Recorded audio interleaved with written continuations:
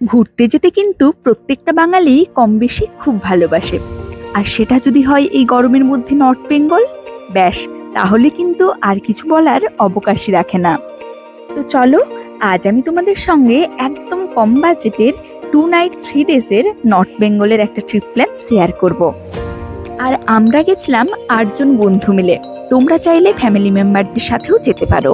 আর আমাদের এই 2 night 3 days ট্রিপে যেমন দার্জিলিং এর কিছু অফবিট ভিলেজ ইনক্লুড ছিল, তেমন কিন্তু দার্জিলিং মেলও ছিল। তো চলো আর দেরি না করে ভিডিওটা শুরু করা যাক। তোমরা কিন্তু লাস্ট পর্যন্ত অবশ্যই কন্টিনিউ করো। Hi, welcome back to my channel and welcome to a new blog. আজ হলো 26শে ফেব্রুয়ারি, এখন বাজে সন্ধ্যে 6:30। আর আজ রেডি হয়েছি কেন, তাই তো? আজ আমরা যাচ্ছি নর্থ বেঙ্গল। ওয়ার্ডের বন্ধুরা মিলে 3-4টে ছুটি নিয়ে আমরা যাচ্ছি নর্থ বেঙ্গল। আজ আছে আমাদের ট্রেন 10টা 5-এ শিয়ালদা থেকে দার্জিলিং মেল। এদিকে আমি রেডিও হয়ে গেছি আর তার সাথে লাগেজও রেডি। তো চলো এবার আমরা বেরোবো। নর্থ বেঙ্গল ট্রিপের ব্লগটা শুরু করছি এখান থেকে, তোমরা সঙ্গে থেকো। এখন বাজে সন্ধে 7টা। আমরা এখন আছি কল্যাণী স্টেশনে। এখান থেকে কল্যাণী সীমান্ত ধরে যাব শিয়ালদাতে। শিয়ালদা থেকে 10টা 5-এ আছে দার্জিলিং মেল। তো চলো যাওয়া যাক।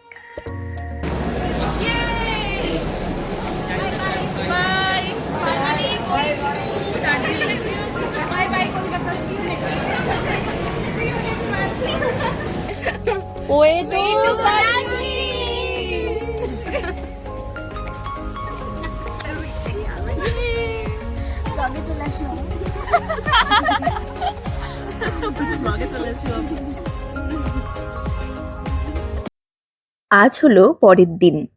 এখন বাজে সকাল 8টা। দার্জিলিং মেল নিউ জলপাইগুড়ি স্টেশনে পৌঁছই 8টা 5-এ। এখন বাজে ওই 8:30 মতো আমরা পৌঁছবো নিউ জলপাইগুড়ি স্টেশনে। সবাই রেডি হয়ে গেলাম।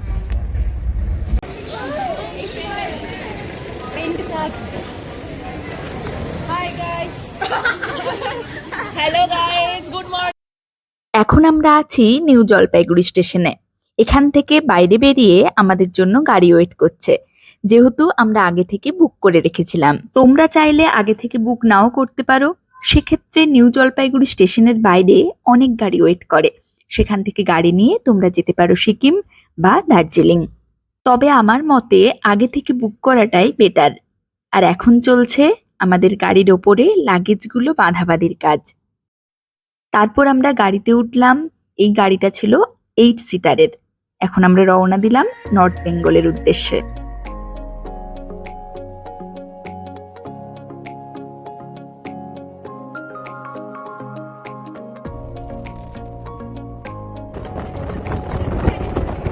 প্রায় 1-1.5 ঘন্টা জার্নির পরে ওই যে দূরে দেখা যায় পাহাড়। আর এখন আমরা করব ব্রেকফাস্ট। তো চলো ওখানেই যাওয়া যাক।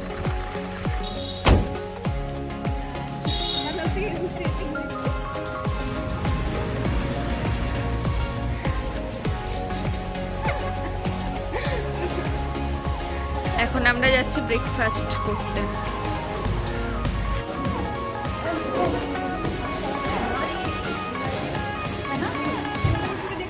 এখন বাজে সকাল ওই 10:30 মতো।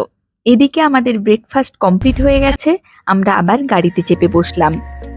চারদিকে পাহাড় আর অপূর্ব সুন্দর তিস্তা নদীর ভিউ দেখতে দেখতে আমরা চলেছি আমাদের গন্তব্যে।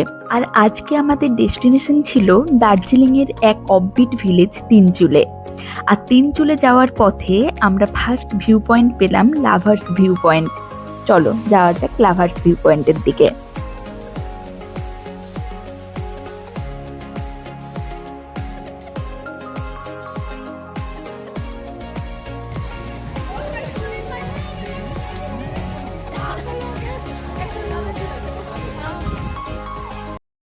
এনজিপি থেকে তিনচুলে যাওয়ার পথে পড়ে এই লাভার্স ভিউ পয়েন্ট। আসলে এই জায়গাতে রঙ্গিত আর তিস্তা এই দুটো নদী একসাথে মিলিত হয়েছে, আর সাথে তৈরি হয়েছে এক অপূর্ব সুন্দর দৃশ্য। চারদিকে পাহাড়ে ঘেরা আর মাঝে এই দুই নদীর মিলনস্থল। সত্যি মন ছুঁয়ে যাওয়ার মতো এক দৃশ্য দেখলাম।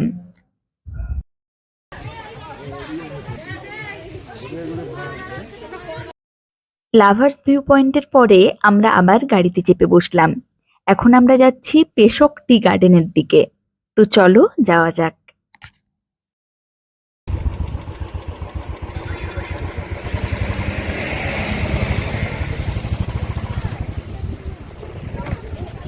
দার্জিলিংয়ের চা স্বাদ এবং সুগন্ধের জন্য পৃথিবী বিখ্যাত।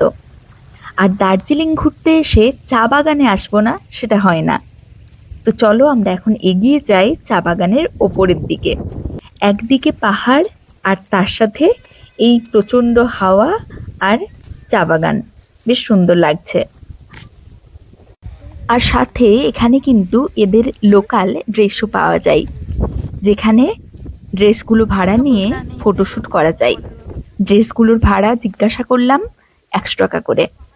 আর দার্জিলিং ঘুরতে এসে এখানকার চা বাগানে আসলে অবশ্যই ট্রাই করো এখানকার স্পেশাল টি। পেশক টি গার্ডেন থেকে আমরা রওনা দিলাম আমাদের মেন ডেস্টিনেশন তিনচুলের দিকে, এবং এখন বাজে দুপুর ওই 1:30 মতো। আর এদিকে পাহাড় উপভোগ করতে করতে আমরা পৌঁছে গেলাম আমাদের তিনচুলের যে হোমস্টেতে আমরা থাকবো, অর্থাৎ গুম্বাদারা ভিউ পয়েন্ট হোমস্টেতে। ওই যে দূরে দেখা যায় আমাদের হোমস্টে। আর এই হোমস্টেটা আমাদের তিনচুলের যে মেন ভিউ পয়েন্ট তার একদম কাছেই ছিল। তো চলো উপরে যাওয়া যাক।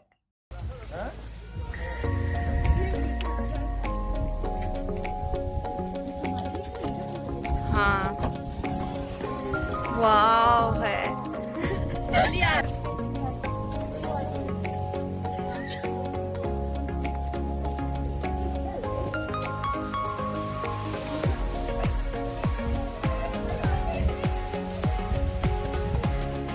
क्या हो गया, क्या हो गया हम लोगों को? আর এই হলো আমাদের এই হোমস্টেটার রুম ট্যুর। আমাদের ছিল 2টো রুম, প্রতিটা রুমে ছিল 4 জন করে থাকার ব্যবস্থা, ছিল 2টো করে ডাবল বেড, সাথে একটা বড় উইন্ডো, টিভি ক্যাবিনেট আর অ্যাটাচ টয়লেট। এদিকে আমরা ফ্রেশ হয়ে এখন যাচ্ছি লাঞ্চ করতে।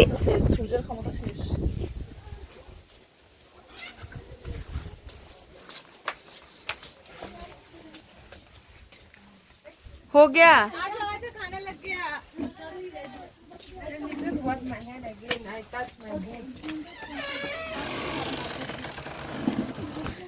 कितना अच्छा वेदर है ना चिल्सिया में। Nice one.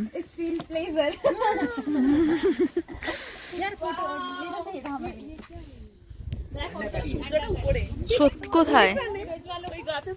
ও, আর এখানে পুরো একদম কুয়াশাতে ভরা।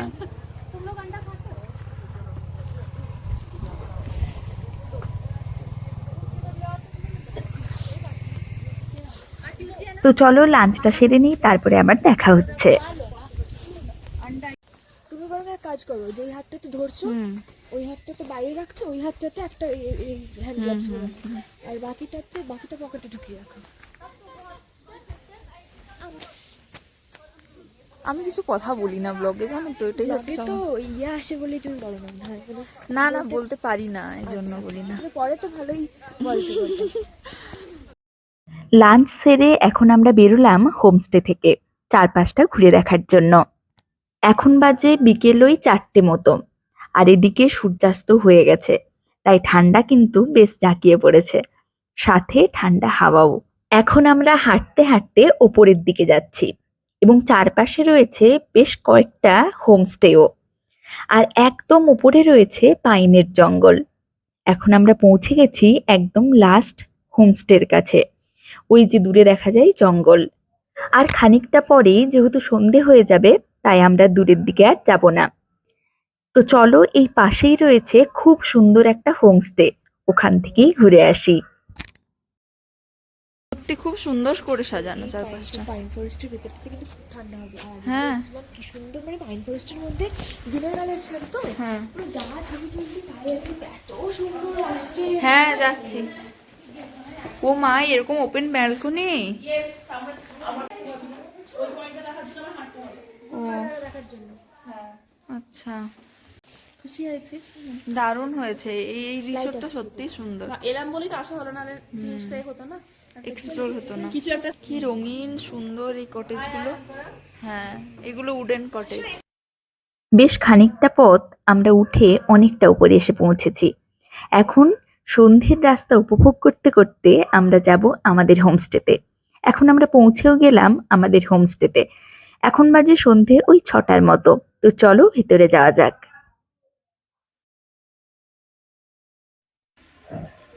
এদিকে রুমে এসে আমরা ফ্রেশ হলাম, তারপরে ছিল সন্ধ্যের স্ন্যাক্স। আর এই ঠান্ডার সন্ধ্যেতে এখন আমরা যাচ্ছি বারবিকিউয়ের জন্য ব্যবস্থা করতে। আর আমাদের এই প্যাকেজের মধ্যে ব্রেকফাস্ট, লাঞ্চ, ডিনার 3টে ইনক্লুডেড ছিল এবং বারবিকিউয়ের জন্য আলাদা করে বুক করতে হতো। এখানে বারবিকিউ করতে আমাদের খরচা হয়েছিল 1000 টাকা। আর এই কনকনে শীতের সন্ধ্যেতে বন্ধুদের সঙ্গে বসে বনফায়ারের মজাই আলাদা। আজ হলো পরের দিন। এখন বাজে সকাল ওই 8টা মতো। আমরা ব্রেকফাস্ট সেরে রওনা দিলাম। আজকের ফার্স্ট ডেস্টিনেশন হলো লামাহাট্টা ইকো পার্ক। 20 টাকা করে টিকিট কেটে আমরা এখন ভেতরে যাচ্ছি। এখন লামাহাট্টা প্রকৃতিতে আছি 750 মিটার ওপরে পাইন ফরেস্টের মধ্যে। এই চারদিকে পাইন ফরেস্ট আর পিছনে দেখা যায় লেক। চলো যাওয়া যাক।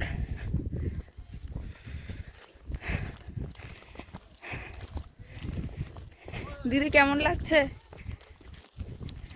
দারুণ সত্যি, এটা একটা ন্যাচারাল লেক।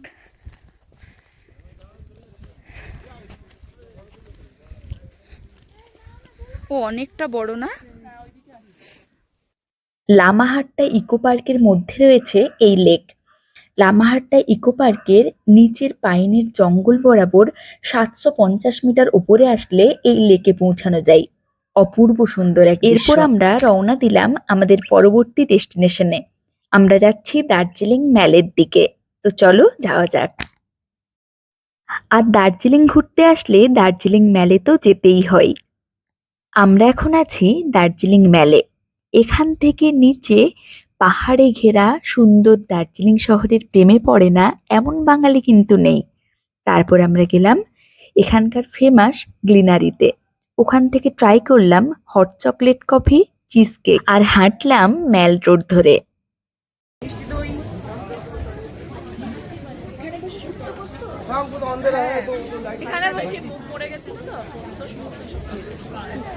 চলে আসতে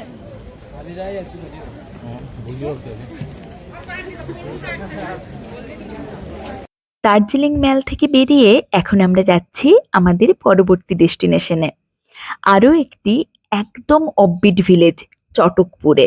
তো চলো ওখানে যাওয়া যাক। আর আজ আমরা রাতে থাকবো ওখানকার হোমস্টেতে।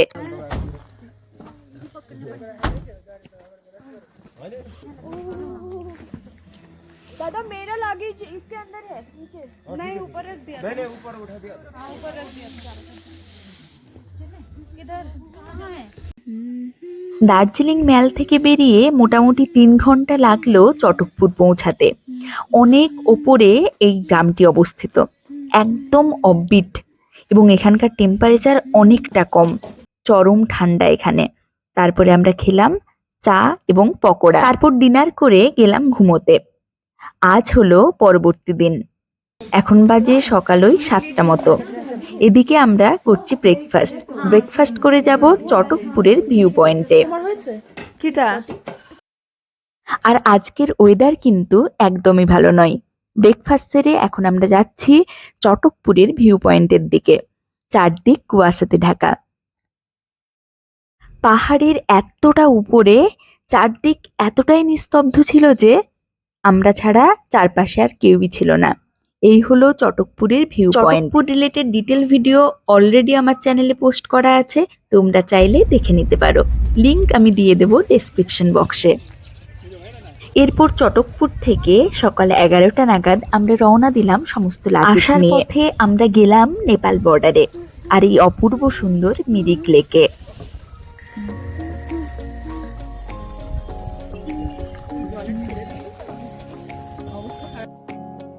আর আমরা ঘুরে দেখলাম পুরো লেকটা। সত্যি অপূর্ব সুন্দর একখানা লেক।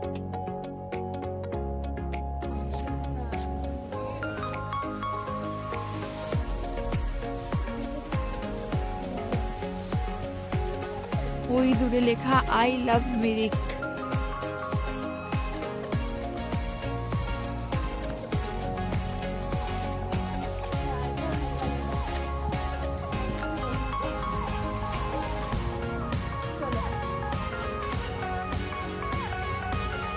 এই হলো আমাদের tour planner. Yay! Finally successfully completed our Trip. 2 night 3 days North Bengal trip. Successfully and satisfied Yes. We all.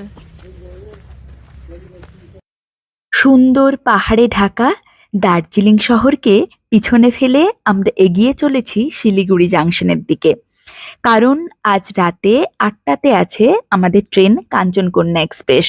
আবার সেই শহর কলকাতার ব্যস্ত জীবনে ফেরার পালা। তো চলো যাওয়া যাক শিলিগুড়ি জাংশনের দিকে।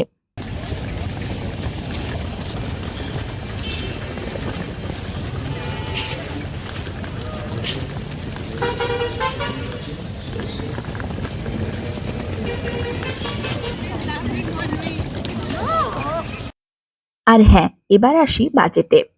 আমাদের এই ট্রিপে ট্রেনের টিকিট ছাড়া 2 নাইট 3 ডেজ প্যাকেজের মধ্যে মাথাপিছু পড়েছিল 5,000 টাকা করে, যার মধ্যে ইনক্লুড ছিল ট্রান্সপোর্ট, থাকা এবং ব্রেকফাস্ট, লাঞ্চ, ডিনার এই 3 বেলার খাবার। তো ভিডিওটা কেমন লাগলো অবশ্যই জানিও, আর ভালো লেগে থাকলে do like, share and subscribe my channel. দেখা হচ্ছে নতুন কোনো একটা ব্লগে। টাটা।